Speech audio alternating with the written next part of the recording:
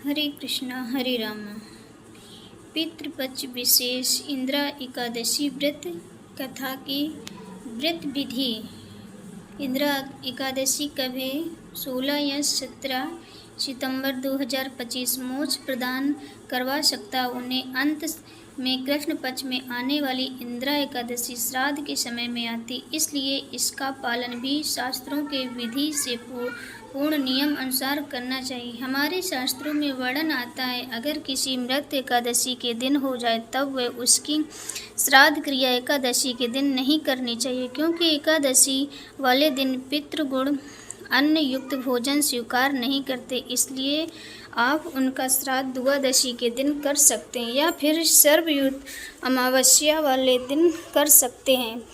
इस विशेष आज हम बात करेंगे। चलिए आज इस वीडियो में जानते हैं इस बार इंदिरा एकादशी पालन करने का शास्त्रों व्रत विधि क्या है।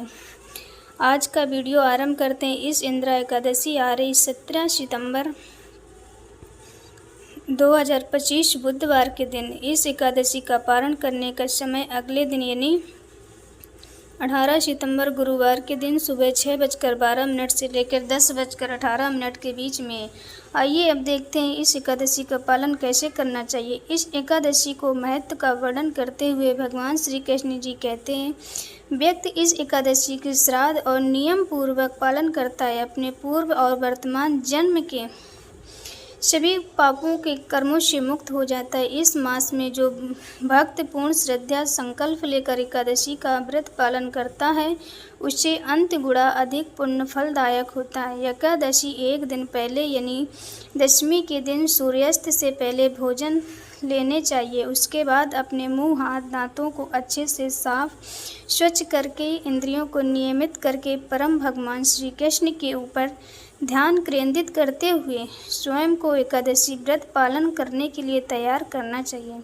एकादशी के दिन का ब्रह्म मुहूर्त में उठ जाइए। ब्रह्म मुहूर्त यानी सूर्योदय से पहले उठ जाइए। अत्यधिक साधन के लिए सबसे अच्छा माना गया। इसी वजह से अगस्त हृदय सूत्र 2 कहते हैं कि ब्रह्म मुहूर्त में श्रेष्ठ व्रतों आयुष यानी स्वस्थ मनुष्य को अपनी आयु की रक्षा के लिए ब्रह्म मुहूर्त में उठना चाहिए। उठने के बाद स्नान इत्यादि स्वयं को शुद्ध कर लीजिए।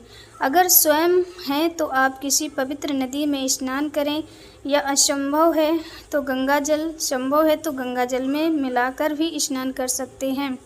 अब स्नान करने से पूजा का स्थान, मंदिर, उसे आसपास के स्थान को स्वच्छ रखें। फिर अपने गुरु का स्मरण करते हुए श्री हरि की जयकार करते हुए घंटी बजाकर भगवान को जगाकर सबसे पहले उन्हें कोई भी मीठे पदार्थ का भोग लगाएं।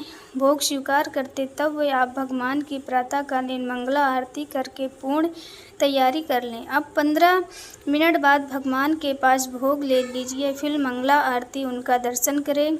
आप मंगला आरती नहीं कर सकते तो आप अपनी प्रातःकालीन दैनिक पूजा करते हैं वह संपन्न कीजिए। उसके बाद भगवान के समक्ष हाथ जोड़कर गंगा जल लेकर एकादशी व्रत का संकल्प कीजिए और संकल्प इस प्रकार प्रार्थना कीजिए, हे प्रभु, मैं प्रसन्नता से हेतु आपको शुद्धिकरण मैं इस एकादशी का पालन करने जा रही हूँ। इस दिन भोजन से व्रत रहूँगी और अपने अन्न ग्रहण नहीं करूँगी।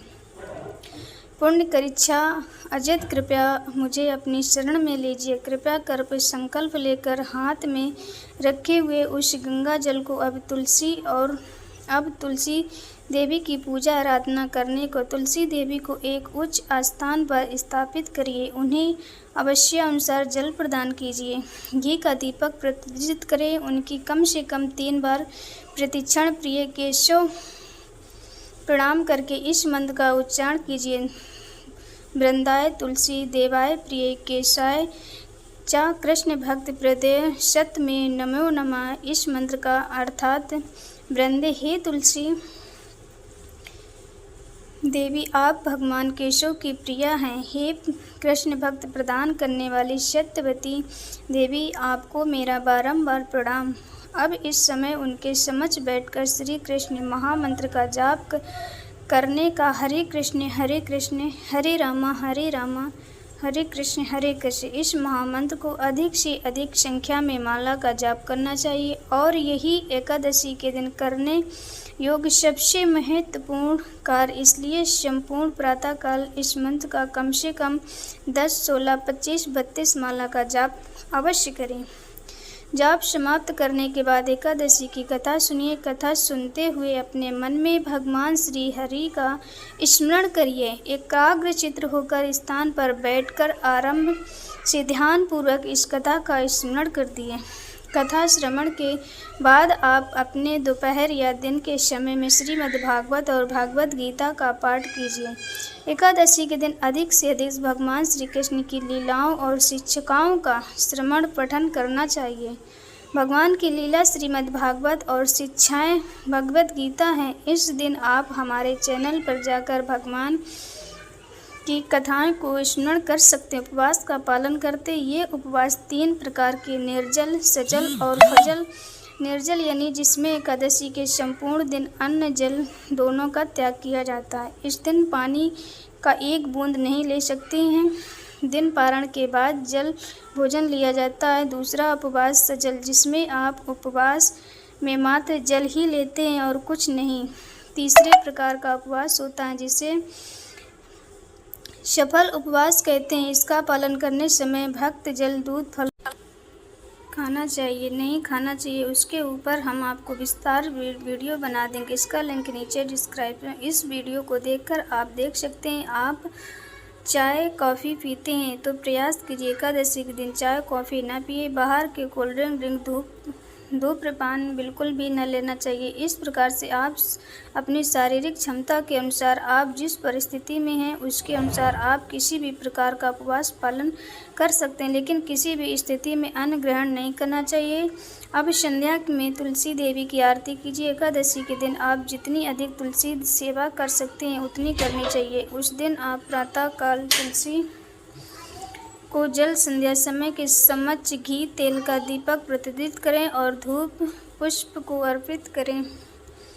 भगवान के मंदिर के समक्ष दीपक और धूप अर्पित करें। समक्ष बैठकर हरे कृष्ण महामंत्र का कीर्तन करें। परिवार के सदस्यों के साथ बैठकर भगवान की कथा सुने। हमारे शास्त्रों में एकादशी व्रत की रात्रि के समय जागरण करने के लिए बताया गया है कि हरि कथा सुनते हुए, करते हुए, भगवान के पवित्र नामों का जाप करते हुए जागरण करना चाहिए। अगर आप कर सकते हैं तो सबसे अच्छा, लेकिन एक वास्तविकता है ये भी है कि इस समय कलयुग में भक्तों को अपने घर, परिवार और ऑफिस की अनेक जिम्मेदारियां होती और ऐसे सभी के लिए जागरण करना असंभव हो पाता है।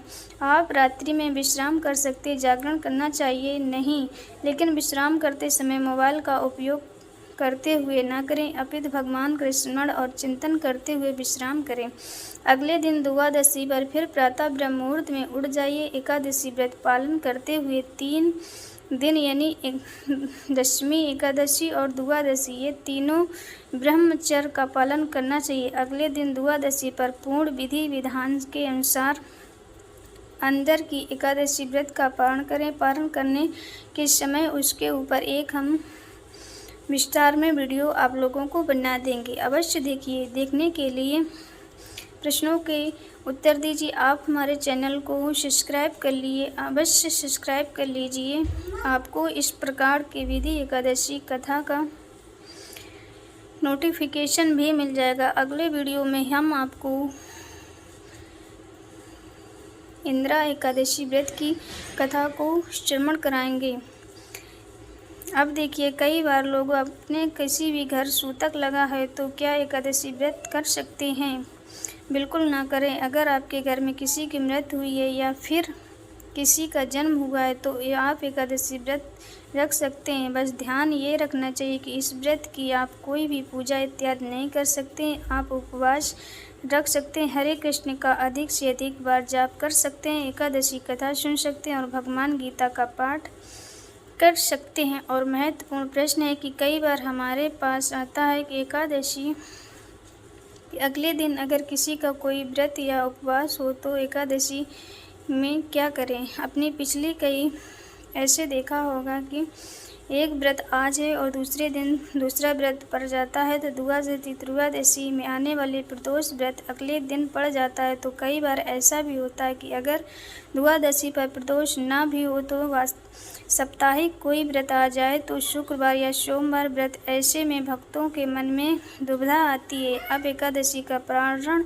आखिर कैसे करें, क्योंकि बिना पारण की एकादशी का व्रत पूर्ण नहीं होता। अगले दिन आने वाला व्रत रखा भी जरूरी। देखिए, संशय में पड़ने वाली कोई बात नहीं है, बहुत सरल विधि आपके लिए दोनों व्रत करना आवश्यक है। तो आप ये कर सकते हैं कि एकादशी का पारण करने के लिए द्वादशी का पारण के प्राप्त में कालीन के सभी ब्रह्म भोजन और दान इत्यादि सब कुछ कीजिए। उसके बाद आप अपने घर में एक चावल का दाना लीजिए, उसे भगवान को अर्पित कीजिए, भगवान से प्रार्थना कीजिए। एकादशी व्रत का पारण करने के लिए इस दाने को आपको समर्पित करते हैं, कृपया इसको स्वीकार करें। उसके बाद अगले दिन का व्रत जब किसी भी देवी देवता का माँ का फिर शिव का प्रार्थना कीजिए, हे माता प्रभु, अपने एकादशी व्रत का पारण करने के लिए इस चावल का एक दाने का स्वीकार कर रही हूँ। आप व्रत मेरा पूर्ण निष्ठा और इस कृपा से आप इस चावल के दाने को स्वीकार करने के कार्य को अपराध मत समझिए। मैं आपके इस व्रत को पूर्ण श्रद्धा और नियम पूर्वक पालन करने जा रही हूँ, आपका आशीर्वाद प्रदान कीजिए। इस प्रकार प्रार्थना करके फिर अगले दिन व्रत आरंभ कीजिए, उसकी पूजा अर्चना विधि विधान इस प्रकार से एकादशी व्रत का पारण भी कर सकते हैं। अगले दिन व्रत पालन भी हो जाएगा और कोई भी अपराध नहीं लगेगा।